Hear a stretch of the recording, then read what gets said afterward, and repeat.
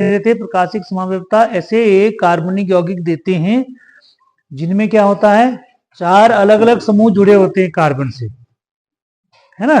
मतलब उस कार्बन को हम कहते हैं एसिमेट्रिक कार्बन, जिसमें एसिमेट्रिक या असममित कार्बन परमाणु उपस्थित होता है जिस यौगिक में, वो क्या देता है, प्रकाशिक समावयवता दिखाता है। ठीक है, तो SN1 और SN2 अभिक्रिया जब होती है तो उसके जो प्रोडक्ट बनते हैं वो क्या होते हैं, प्रकाशिक समावयवता दिखाते हैं। ठीक है ना, कुछ ऐसे यौगिक हैं हेलो एल्केन्स में जो प्रकाशिक समावयवता दिखाते हैं और वो SN1 SN2 अभिक्रिया के द्वारा भी दिखाते हैं, SN1 SN2 अभिक्रिया भी देते हैं। ठीक है ना, तो उनमें से क्या है कि जैसे माना SN1 अभिक्रिया आपको पूछी जाती है, तो SN1 अभिक्रिया में कभी ये प्रश्न आता है कि SN1 अभिक्रिया का जो प्रोडक्ट बनेगा वो कौन सा होगा। ठीक है, उसके लिए कुछ टर्म्स होते हैं वो आपको याद करने होते हैं। ठीक है, जैसे ये शब्द हमने लिखा है, जैसे एक लिखा है रेसिमीकरण, प्रतिलोमन या धारण,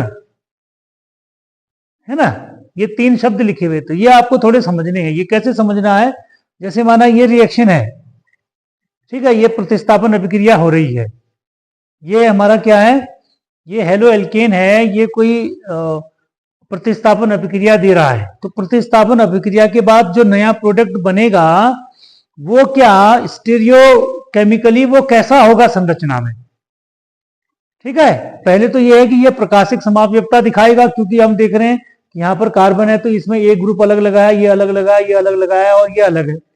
अब इसको हमने प्रतिस्थापित कर दिया, ये न्यूक्लियोफाइल है, इस न्यूक्लियोफाइल से हमने क्या कर दिया, प्रतिस्थापित कर दिया। प्रतिस्थापित करने के बाद अगर ये ऐसी संरचना में रहता है, माना ये है ना, ये एक्स की जगह हमने क्या लगा दिया, वाई लगा दिया, ये न्यूक्लियोफाइल आ गया।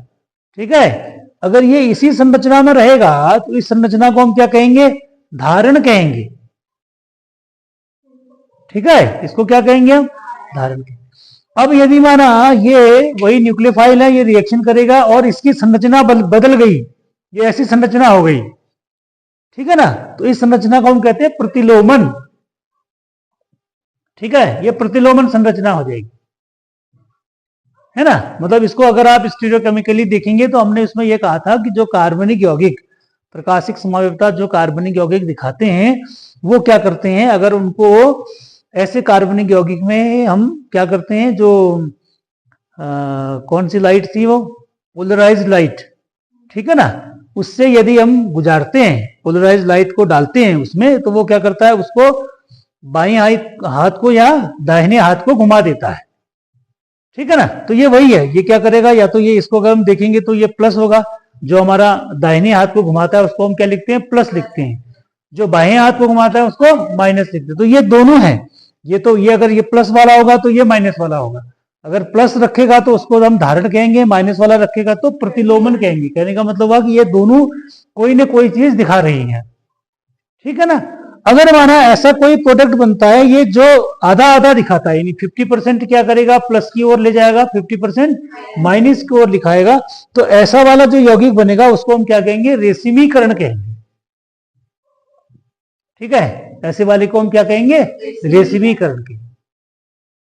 ठीक, तो ये जो हेलो एल्केन्स हैं, ये जब SN1 SN2 अभिक्रिया देते हैं, तो SN1 SN2 अभिक्रिया देने के बाद में इस तरह के प्रोडक्ट बनाते हैं, तो उनको आपको समझना है कि वो क्या देते हैं। ठीक है, तो ये इसकी कभी कभी स्टीरियोकेमिस्ट्री पूछी जाती है, ये अभिक्रिया अगर SN1 के द्वारा हो रही है तो ये क्या बनाएगा, और SN2 के द्वारा हो रही है तो वो क्या बनाएगा। ठीक है ना, उसको नोट कर लो आप, जरा थोड़ा सा नोट करना इस बारे में। SN1 अभिक्रिया में कार्बोकैटाइन मध्यस्थ स्पीसीज होती है, मध्यस्थ स्पीसीज होती है, तथा इनकी संरचना समतल होती है। चूंकि कार्बोकैटाइन समतली होता है,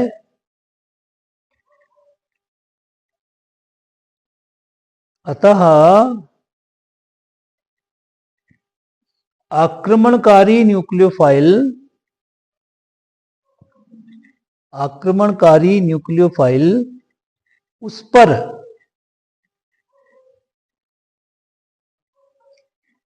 अग्र या पश्चिम दिशा से आक्रमण करता है।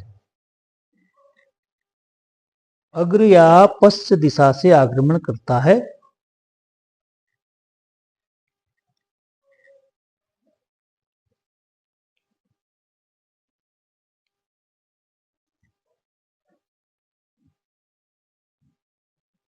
तो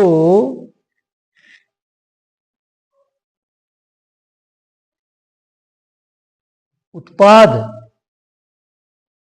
ध्रुवण घूर्णक होता है, परंतु दो प्रतिबिंब रूपों का 1:1 का मिश्रण प्राप्त होता है। 1:1 का मिश्रण प्राप्त होता है।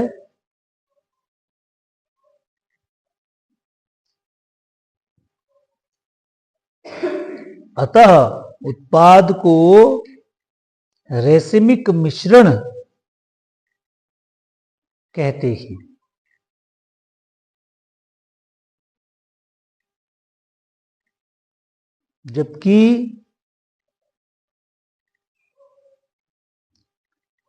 जबकि SN2 अभिक्रिया में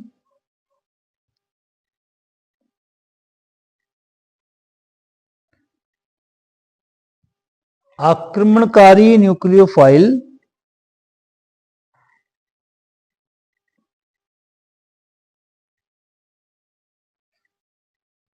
सबस्ट्रेट अणु पर पश्चिम दिशा से आक्रमण करता है। पश्चिम दिशा से आक्रमण करता है तथा पहले से उपस्थित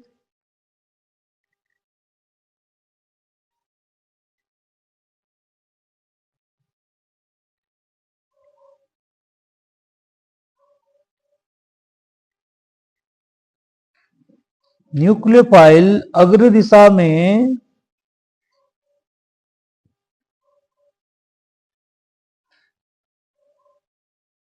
अणु से बाहर निकल जाता है।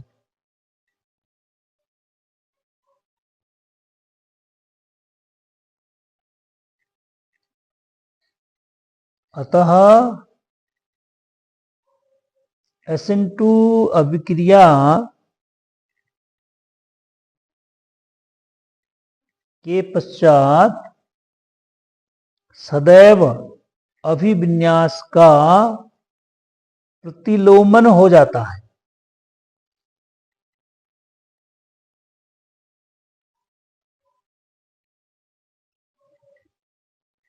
प्रतिलोमन हो जाता है।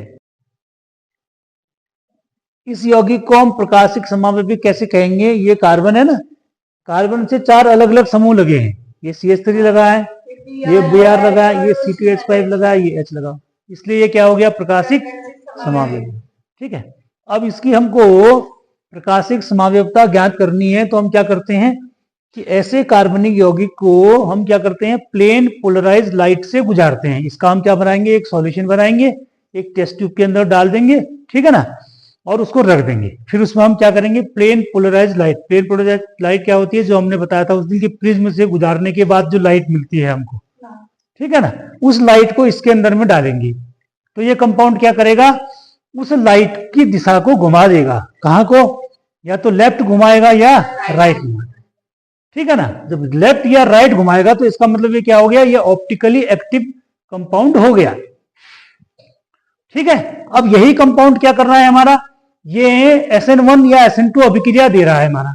तो SN2 अभिक्रिया देगा, प्रतिस्थापन अभिक्रिया देगा, तो ये न्यूक्लियोफाइल है, ठीक है ना। ये न्यूक्लियोफाइल से इसको प्रतिस्थापन हो जाएगा। अब ये इसकी जगह क्या आ जाएगा? न्यूक्लियोफाइल आ जाएगा, ठीक है ना। तो न्यूक्लियोफाइल आने में क्या होगा?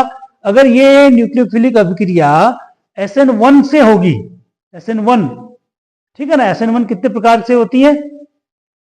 SN1 अभिक्रिया 2 स्टेप की होती है ना। इसमें क्या बनता है? पहले कार्बोकैटाइन बनेगा। अगर ये 2 स्टेप में होगी तो ये कहता है कि इसमें 2 प्रोडक्ट बनेंगे, एक ए बनेगा और एक बी। ठीक, तो इन दोनों को हम क्या कहते हैं? रेसिमीकरण। मतलब 50% ये बनेगा, 50% ये बन जाएगा। ठीक है ना, ये हो जाएगा अगर SN1 से ये अभिक्रिया होती है। अब यही प्रतिस्थापन यदि किसके द्वारा होगा? SN2 के द्वारा होगा। ठीक है ना, तो SN2 के द्वारा होगा। तो SN2 में जैसे हमने इसका ये बनाया कि माना सपोज अगर हम इसका डायरेक्शन बनाते हैं, यदि माना ये डी वाला है, अगर ये प्लस वाला होगा, ये क्या होगा? प्लस होगा या डी होगा, और ये SN2 अभिक्रिया देगा, तो ये इसका जो प्रोडक्ट बनेगा ये कैसा बन जाएगा? नेगेटिव वाला बन जाएगा, यानी कि L वाला बन जाएगा। क्या बन जाएगा? ये L वाला बन जाएगा। तो इसको हम क्या कहते हैं? प्रतिलोमन कहते हैं। ठीक है ना, उल्टा बन जाएगा इसका। समझ रहे हैं आप? ये जिस संरचना में ये होगा उसका क्या हो जाएगा? SN2 अभिक्रिया में उल्टा हो जाएगा। क्यों होगा उल्टा? क्योंकि हमने अभी बताया था कि SN2 अभिक्रिया में क्या बनता है? एक तरफ से आपका सबस्ट्रेट बाहर को निकल जाता है, दूसरी तरफ से न्यूक्लियोफाइल उसमें अटैक करता है। ठीक है ना, तो माना अगर इधर अग्र पश्चिम दिशा से न्यूक्लियोफाइल जाएगा तो अग्र दिशा से आपका सबस्ट्रेट बाहर, सबस्ट्रेट है ये Br, सबस्ट्रेट बाहर को निकल जाएगा। ठीक है, तो यहां पर इसकी संरचना यदि डी की संरचना है तो ये जब बन जाएगा, बनने के बाद जब प्रोडक्ट बन जाएगा तो वो कैसा बन जाएगा? L फॉर्म का बन जाएगा।